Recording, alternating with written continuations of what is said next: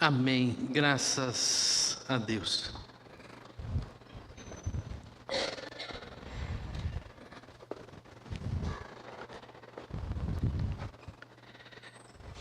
Espanha campeã do mundo da Copa de Futebol, né? Se ninguém sabia, né? Imagina se não estava todo mundo assistindo o jogo, querendo saber como é que foi. E deu Espanha. Talvez a gente não vá se alegrar muito, porque a gente queria que fosse o Brasil, né?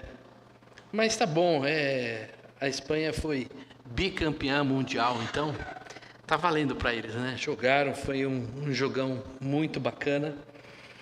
E tem muita gente que está nos assistindo pela televisão, né? Que está lá em casa assistindo o jogo.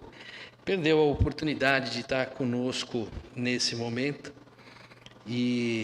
Mas ainda assim, espero que você que esteja em casa aproveite a palavra, a ministração do louvor e a presença de Deus também na sua vida. Amém?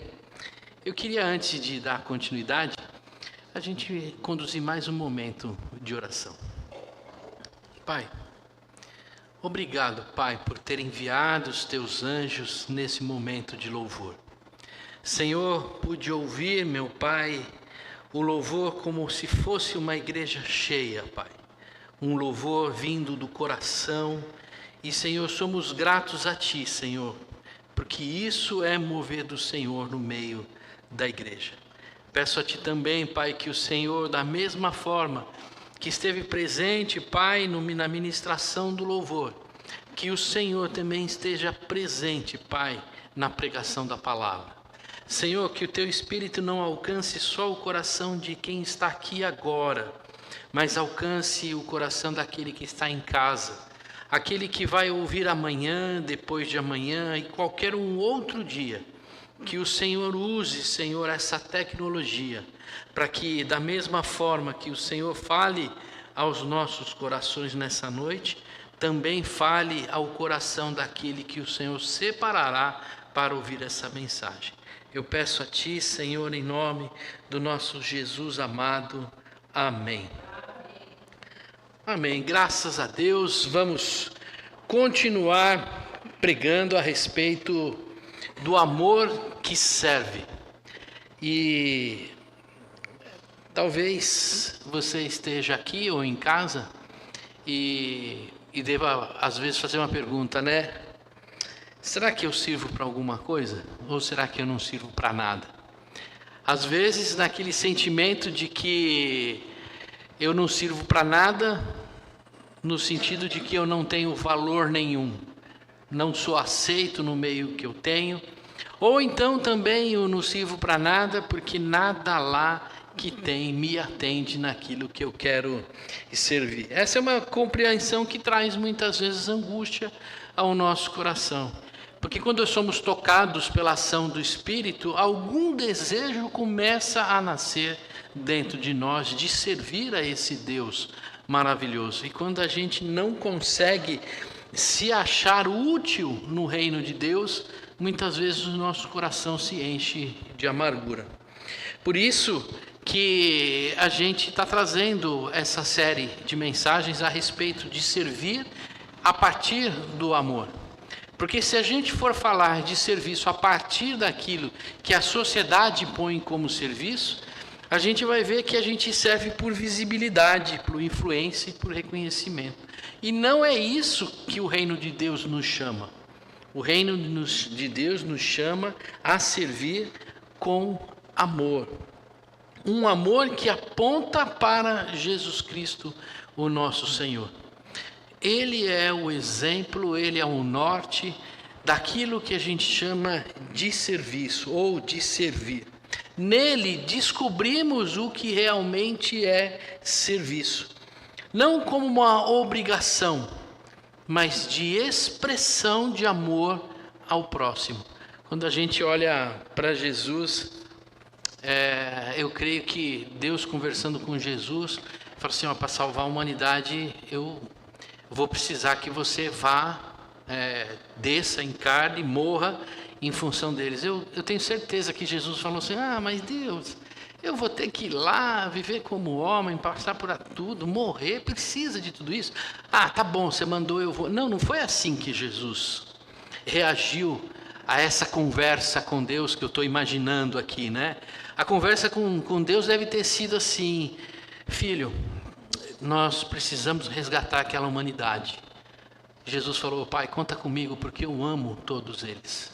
Olha que diferença que deve ter sido essa conversa. A lógica é diferente que existe no amor, que serve o serviço a partir do amor e daquilo que a gente entende como serviço que o mundo nos ensina no dia a dia.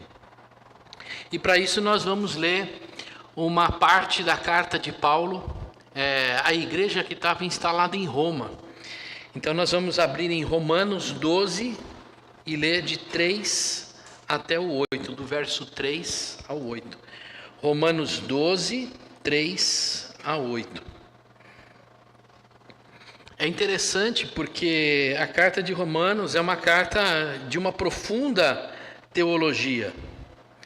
Mas até um certo momento, neste momento aqui, no capítulo 12, Paulo tem falado da expressão do cristão, da expressão da fé do discípulo no seu meio, na igreja, no corpo de Cristo. Romanos 12, de 3 até 8. Muito conhecido esse texto daqueles que frequentam a igreja há muito tempo, que participam de escola dominical. O livro de Romanos é um livro muito importante para a teologia do crente, para o amadurecimento, crescimento espiritual. Eu convido a igreja a ficar de pé, vamos ler todos juntos a palavra do Senhor.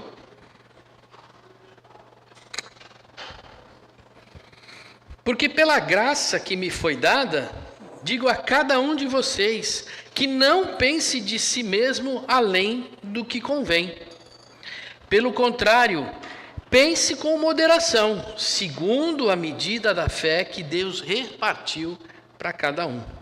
Porque assim como num só corpo temos muitos membros, mas nem todos os membros têm a mesma função, assim também nós, embora sejamos muitos, somos um só corpo em Cristo e membros um dos outros.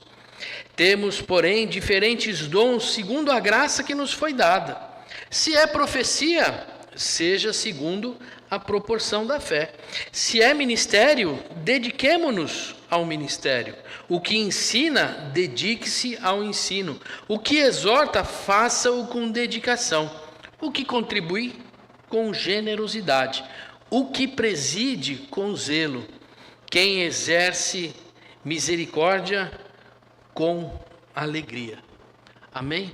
A igreja pode se assentar.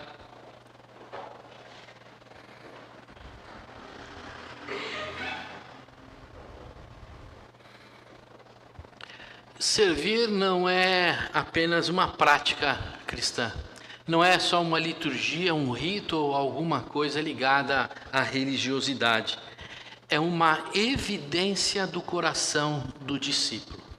Quando a gente olha para o coração de quem serve, a gente consegue ver aquele coração expressando o Evangelho, porque ele o faz com alegria, com humildade e com generosidade. Contemplar o exemplo de Cristo é apenas o começo da nossa caminhada. Quando a gente olha para serviço, para a nossa vida de serviço, de resposta na igreja, nós não podemos olhar a partir da vista daquilo que a gente aprendeu na sociedade, no mundo, ou quer na cultura, como que você queira chamar. Porque a forma em que Jesus Cristo viveu o serviço é diferente daquilo que a cultura hoje nos apresenta como serviço. Porque a partir de Jesus, é que a gente começa a viver segundo o reino de Deus. E é através de um amor que nos transforma na caminhada. Então a gente vem falando desde o começo do ano e de muito tempo, de que a vida cristã depende de uma metanoia, de uma mudança do nosso pensamento, da nossa forma de enxergar a vida e caminhar na nossa vida. Quando a gente olha para Jesus Cristo, a gente é alcançado pela graça, pela ação do Espírito Santo na nossa vida, a nossa forma de agir, ela passa por mudança, ou deve passar por mudança. Nós não enxergamos mais o fazer na igreja, ou usar os dons que Deus nos deu, não como o objetivo de se vangloriar ou de ser destacado em meio àquela comunidade, mas como expressão de amor, como responsabilidade que Deus nos dá.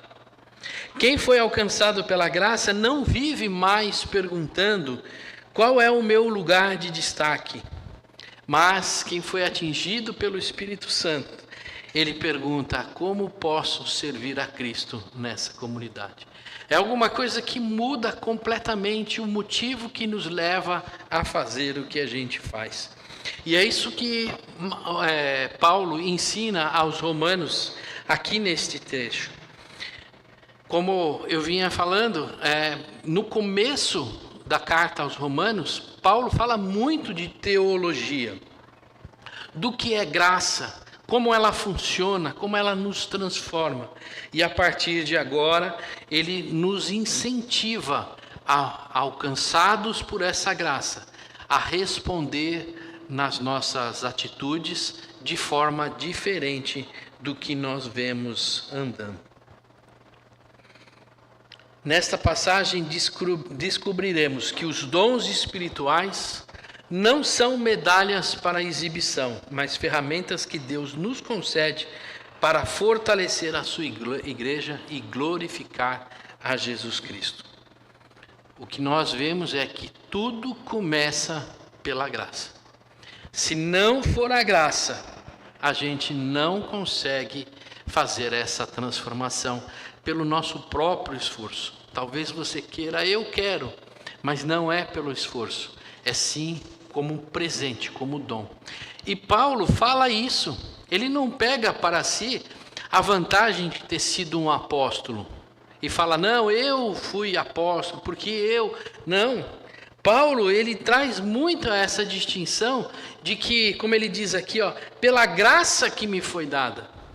Ou seja, o presente que Deus me deu de autoridade apostólica não foi conquistada por mim, mas foi a ação de Deus na minha vida.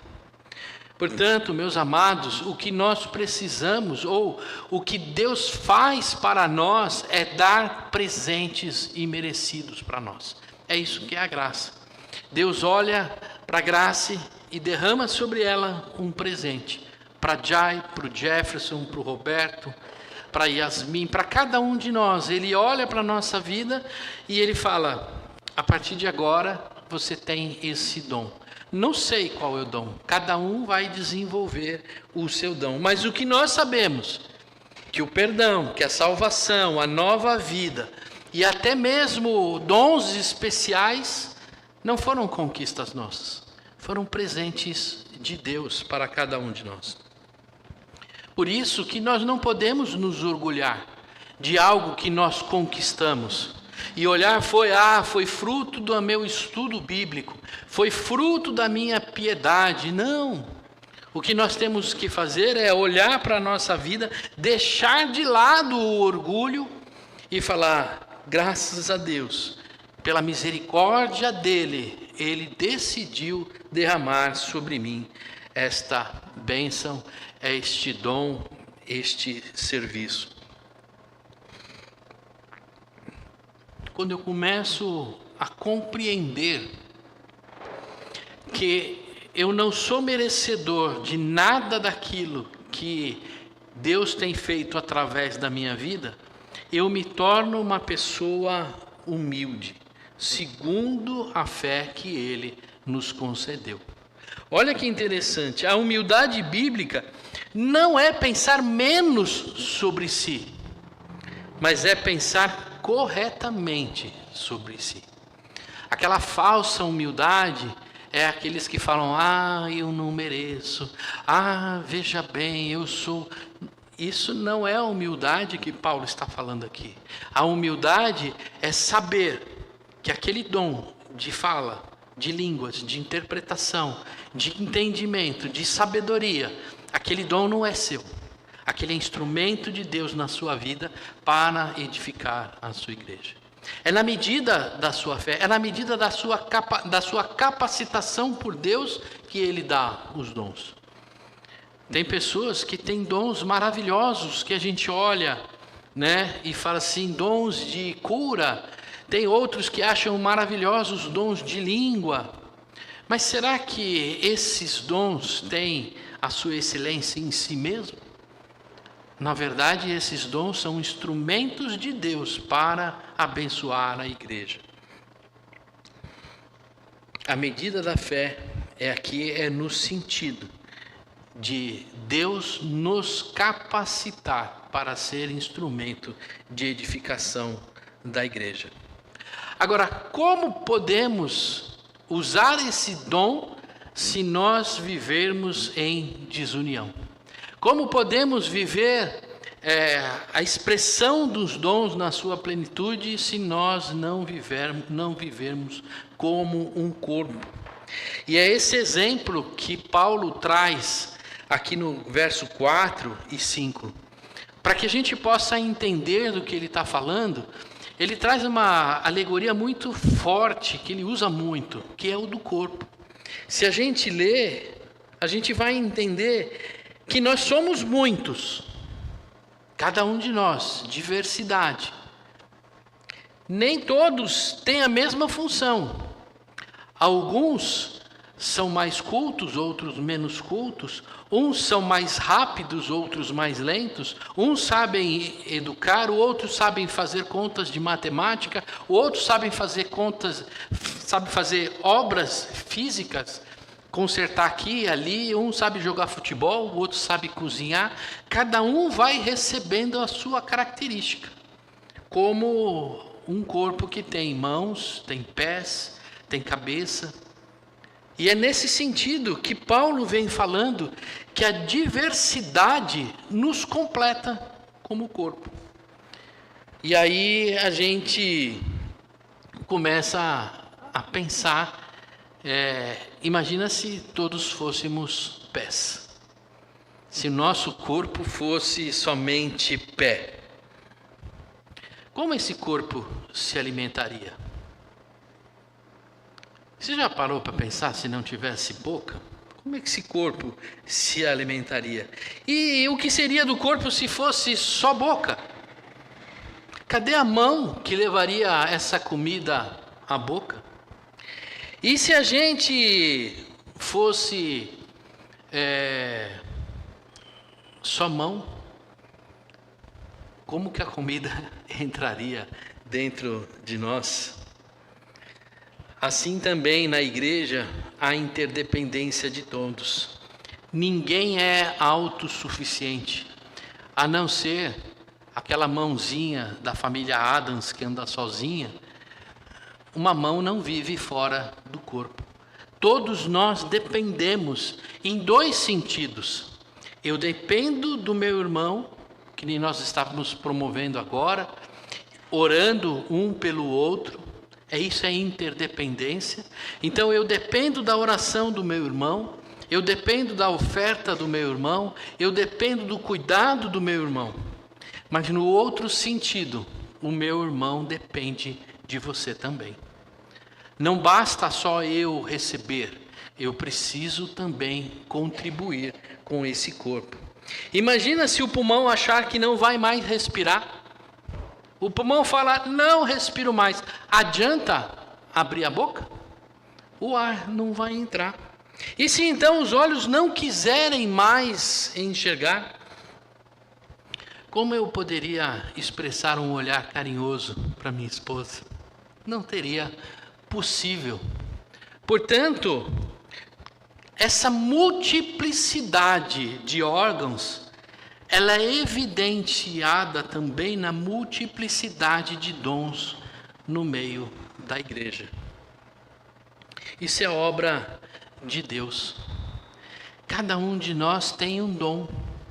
Talvez não aqueles dons listados, mas certamente Deus deu um dom para cada um de nós. Você tem sido parte dessa engrenagem? Você tem estado conectado com o corpo, suprindo a necessidade do outro membro? Você já parou para pensar que quando você retém o seu dom, alguém na igreja está sendo desamparado? Já pensou nisso? Quando você deixa de orar por um irmão, esse irmão está deixando de receber uma oração? Se aquele irmão está doente no hospital e você não o visitou, alguém deixou ele de visitá-lo e ele ficou desamparado.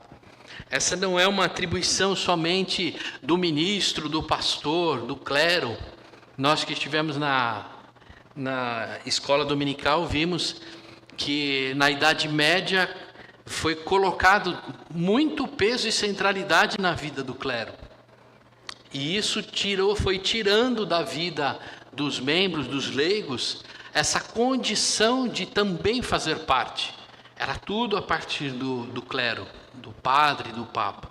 Isso o Senhor Jesus nos ensina no discipulado, que a vida cristã é a partir dessa comunidade de corpos interrelacionadas.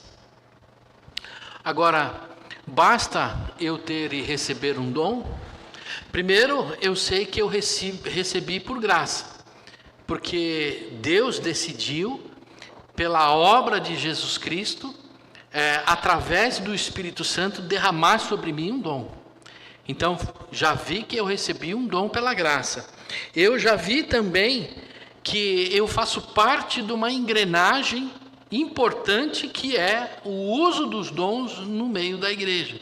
Somos chamados como corpo, unidos, a viver e usar esse dom um com o outro. Agora, Paulo também nos alerta que nós devemos usar esses dons com dedicação e responsabilidade. Não existe discípulo sem vocação para servir. Às vezes a gente fala assim: pastor, eu não sei qual que é o meu dom. Precisamos fazer um simpósio de dons e ministérios. Não precisa de simpósio. Basta você orar. Basta você pedir: Senhor, mostra para mim o que o Senhor me chamou para ser instrumento na tua obra. O Espírito Santo virá e te capacitará. Ele mostrará para você qual a sua capacidade. Os dons nunca são apresentados como instrumento de autopromoção. Não adianta ficar querendo receber o dom mais bonito. Se você for numa igreja pentecostal, que é tradição deles, que dão ênfase ao falar em línguas, todo mundo quer falar em línguas. Mas será que alguém quer interpretar essas línguas? Você vai numa igreja neopentecostal e lá o dom de cura é maravilhoso. Todo mundo manifesta o dom de cura. Mas será que é para serviço ou é para dizer que aquela pessoa, aquele pastor é ungido? Ela é cheia do Espírito. Essa está a diferença. O dom que Deus nos dá não tem esse sentido em si, mas ele é nos dado para usar com responsabilidade, como instrumento de fortalecimento e crescimento da igreja. Quanto mais um dom é usado, mais ele cumpre o seu propósito. Quanto mais você esconde o dom que você recebeu, menos ele tem cumprido o seu propósito. É como você receber um talento. Deus te deu um talento, um dom, e fala para você: vai, usa esse talento. E aí você vai e multiplica esse talento. Você usa esse talento. E aí esse talento ele volta como fruto para a igreja. você manifesta o dom e a igreja cresce. Agora, quando você esconde, o que acontece? A igreja não cresce. E talvez a gente olhe para esse texto e imagine que Paulo está falando somente de alguns dons. Olha, são só esses dons. Ah, pastor, se eu não tenho o dom de pregar a palavra, então eu não recebi dom nenhum. Porque o dom que eu queria, que eu achei que seria bom para mim, seria o dom da pregação. Mas ele não te deu o dom da pregação. Paulo não está listando aqui o dom da profecia, o dom da administração, do ministério, do ensino, da exortação, da contribuição, da presidência. Não. Paulo deu um exemplo desses dons, mas o que ele traz de forma muito clara aqui é a respeito da expressão da disponibilidade que você tem em cumprir esse dom. Às vezes a gente olha muito para o dom. Que dom que eu tenho, que dom que eu quero. Mas Paulo está dizendo o seguinte, e talvez fique na segunda parte do versículo e a gente não dê importância. Paulo diz assim: você recebeu um dom? Dedique-se nesse dom. Não me interessa se é pregação. Não me interessa se é o dom diaconal, de acolhimento. Dedique-se. Exerça esse dom com compromisso, constância e excelência. O dom não é eu falo em línguas quando eu quiser, quando for na frente de plateias. Não, o dom que o Senhor nos deu é para que a gente use com dedicação. E Paulo fala isso. Dedique-se, dedique-se. Faça com dedicação. Olha quantas vezes Paulo está falando no versículo a respeito de dedicação. Se você receber um dom de cuidar de criança, de cuidar de adolescente, de ministrar educação cristã, de louvor, dedique-se. Não ensaie uma vez por mês. Dedique-se, dedique-se, dedique-se. A outra coisa que Paulo fala aqui é generosidade. Contribua com generosidade. Aqui Paulo, seria muito pequeno a gente falar em generosidade a partir da perspectiva financeira, né? Para aquele que tem dinheiro, dê com generosidade. Eu vou um pouco além. Aqui eu olho a generosidade como o dom é algo que não nos pertence. É algo que Deus nos deu para usar e não em si para criar saldo gordo na nossa conta dos dons que a gente tem. Ele é para ser usado, para colocar como expressão da graça de Deus. Quanto maior a minha generosidade, maior a expressão do meu dom. Eu não guardo ele para mim, mas eu expresso. Paulo fala também para administrar esses dons com zelo, evitando negligência e acomodação no uso do dom. Imagina que muitas vezes a gente tem o dom de ser professor de escola dominical. Eu sei que tem gente que tem essa habilidade, foi dom que Deus deu, mas está escondendo esse dom. Pode dar aula na escola dominical. Tem aqueles que são líderes. Deus deu o dom de liderança, mas está escondendo a sua capacidade de liderar. E a igreja precisando de líderes, tem a pessoa que está lá escondendo isso. É importante que a gente não se acomode e nem negligencie o dom que Deus nos deu. Seja zeloso com aquilo que Ele te deu. Use isso na obra do Senhor. Outra forma de expressar o uso desse dom é com alegria. É usar o dom como um privilégio concedido. Imagina você se sentir privilegiado de receber esse dom. Eu vou falar uma coisa assim. Nós temos muitas cantoras aqui na igreja. Mas a Tainá tem um dom de cantar. Eu lembro que eu assisti um vídeo dela no YouTube de 1800 e quanto que era? Desde aquela época, uma voz boa para cantar, canta com alegria. Quando tiver, ela faz isso, né? Quando está aqui no altar, canta com alegria. Não tem que vir aqui ensaiar, não, expresse com alegria, né? O serviço, preciso fazer obra, faça a obra com alegria. Nós vamos ter no dia 25, né, Val? 25 agora, sábado que vem, das 7h30 da manhã até umas 11h30 da manhã. Nós vamos estar aqui os homens, as mulheres podem vir ajudar também. Nós vamos pintar o salão social. Com alegria. Estou feliz, alegre de estar vindo servir e saber pintar. Tá certo que muitos de nós não sabem muito não, né, Val? Mas a gente dá conta com alegria. É importante, na hora de usar o dom, viver isso com alegria. E o último que Paulo fala é agir com misericórdia. O coração sensível no sofrimento do outro. Empatia. Quando eu recebo um dom, eu preciso usar esse dom pensando no outro, não pensando em mim. Você já sabe qual é o dom que Deus te deu? Aonde você vai começar a servir a partir de amanhã? Já parou para pensar isso? Para pensar hoje. Sair do culto, essa semana, você já tem um dom, o dom da oração. Pelo menos uma tarefa para a semana você já tem. Para o mês. Para o mês você já tem de orar pelo seu irmão. Já é um dom a oração, o ensino, né, dessa oração. Você já parou para pensar no que você vai servir?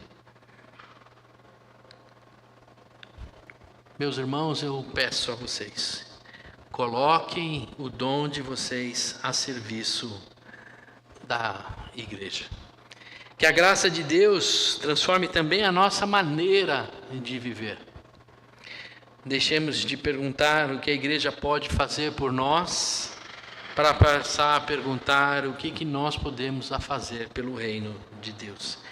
Que em nossos corações não haja espaço para orgulho e nem passividade. Hoje o Senhor nos convida a responder a 2 perguntas.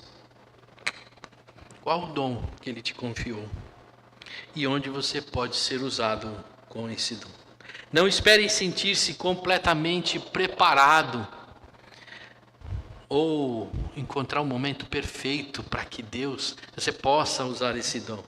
A graça que concedeu o dom também vai capacitar cada um de nós a exercer esse dom. Que a graça de Deus nos conduza na vida comunitária.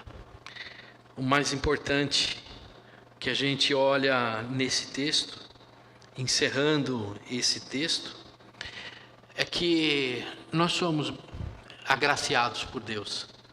E nós somos chamados a não nos orgulharmos por isso, mas nos colocarmos à disposição, não para servir o pastor, o conselho, não, mas para servir a igreja de Jesus Cristo. Que nós possamos transformar esse amor que nasceu da graça em um serviço relevante para a igreja. Amém? Vamos orar mais uma vez? Pai, obrigado, Senhor, pela Tua palavra. Senhor, eu sei que não é fácil, Senhor, a nossa caminhada. Eu sei que ao longo da história da igreja, Senhor, muitas dificuldades surgem. Muitos dons, Senhor, vêm esfriando, as pessoas vêm retendo esses dons. Muitas vezes, Senhor, ao longo da caminhada da igreja, Senhor, nós encontramos dificuldades, Senhor, de relacionamentos, e esses dons vão sendo deixados de lado. Eu não faço porque eu não gosto daquele irmão, eu não faço porque eu não concordo com essa estrutura. E, Senhor, quem está perdendo, Senhor, com tudo isso, é a Tua igreja.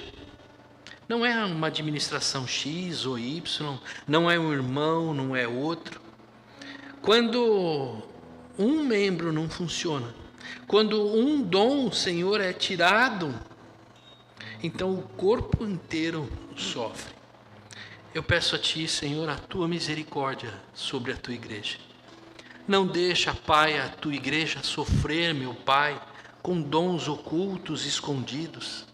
Não deixa, Pai, a Tua igreja sofrer, meu Pai, pela desunião, mas que o Teu Espírito Santo, Pai, nos traga unidade.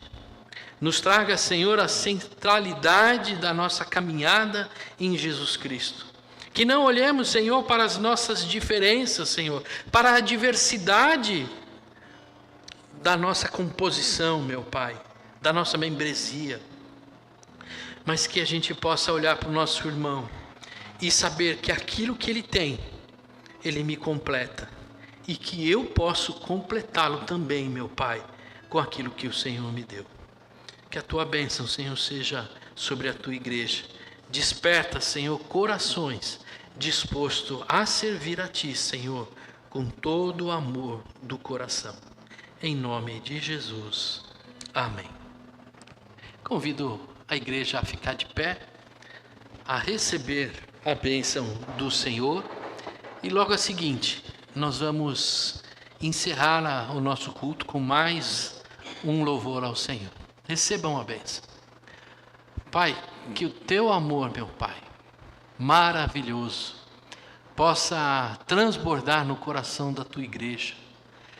Que a Tua graça, Pai, também, que nos transforma, Pai, que muda a nossa vida, possa ser presente, Senhor, também em todos nessa caminhada.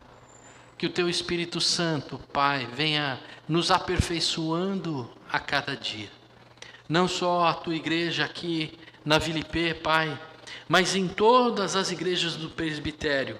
E também, meu Pai, em todas a Tua igreja, Senhor, seja lá qual for a denominação, o Teu Espírito e a Tua bênção estejam sobre eles. Em nome do Senhor Jesus, que eu abençoo a Tua igreja. Amém.